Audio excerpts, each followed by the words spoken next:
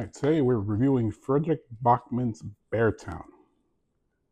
I love, love this book. This is 5 star right off the bat. I'm not even going to hold off to the end to tell you this is 5 stars. This book is amazing. I, I Chapter 1 is a short chapter, guys. I'm not giving away much, but this is how he hooks you in. This is chapter 1. I'm not even kidding you. This is all it says. Late one evening toward the end of March, a teenager picked up a double-barrel shotgun, walked into the forest, put the gun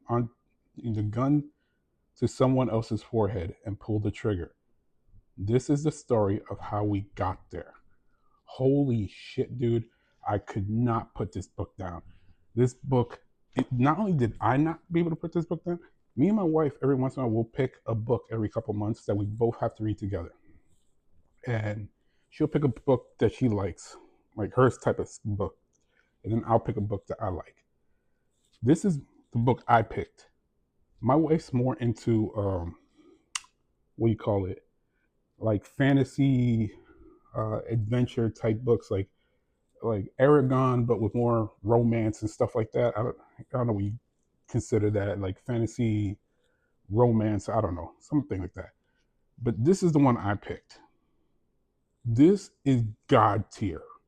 First off, let me tell you one thing. I'm a huge hockey fan. Huge hockey fan. To the point where when I watch things or read things and it has hockey in there, if I see something in it that I can point out and go, no, that would never happen in hockey, or B, those go against the rules of hockey, I will call it out and it destroys it for me.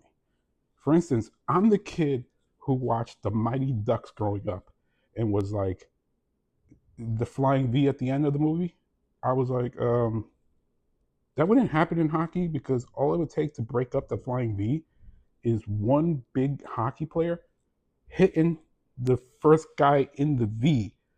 He would fall back, probably land on one of the guys on the side, and the big guy coming up the middle just has to keep going up the middle and just basically stick out his elbows and just keep knocking everybody down.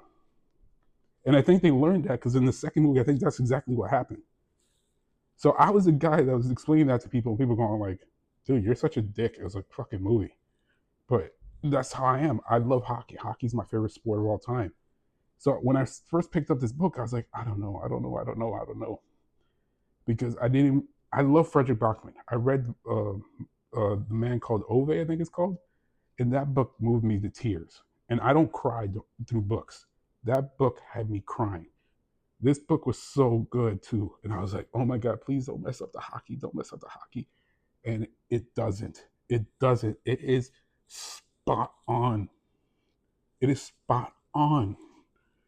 The fact that they even talk about one of the guys got drafted and they thought he was going to be this big hockey player and this and that. And it didn't work out for him.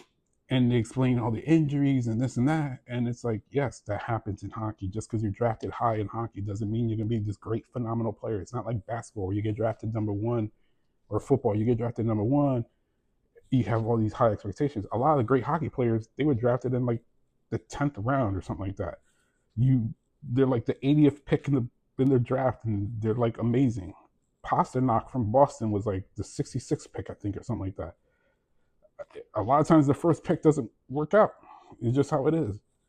And here you just have this amazing story about a whole town that their whole identity is just hockey, kids hockey. And you just know, you're seeing these kids grow, and you know it's leading to that conclusion that I just read you, that was chapter 1. You just know it's building to that. And you're just like, oh my God, who is it going to be? And some of these kids I relate to. There was this kid named Amat, whose mother, she can't even afford this kid's skates or anything like that. She has to go and clean up and do like, because he considers it humiliating work, but she does it because she loves him and she wants to see him become something. And people look down on her because of the type of work she does, but she does it out of love for her son. And it's just like, my God, it's so heart wrenching. And then you see like there's also, it relates to you from the time you're young. You have these friends that you have when you're young, and like you ride or die at that age, and then something happens where like one of you splinter off, and you don't know why you splintered off. You just splintered off, and you now have a new group of friends, and your old group of friends now don't like you because of your new group of friends. So all that's in here. This book is so amazing. Me and my wife read this, and we had to actually slow ourselves down because again, we were doing like a book reading together, and I was reading so fast and she was like, no, you gotta stop, you gotta pick up another book because I can't keep up with you. And then I would pick another book, and then I would tell her, hey, ask her, I'd be like, hey, what chapter you want? And I'm like, okay, now I'm 3 chapters behind you, you gotta stop, I gotta read. So then I would read up to her. So then we had to come up with a rule like, okay, we can only read 1 chapter a day, which was really hard because some of these chapters aren't even that long. um, it took us longer to read this book than it should have. I could literally read this book right now, today, in one day. It is that good. It flows perfectly.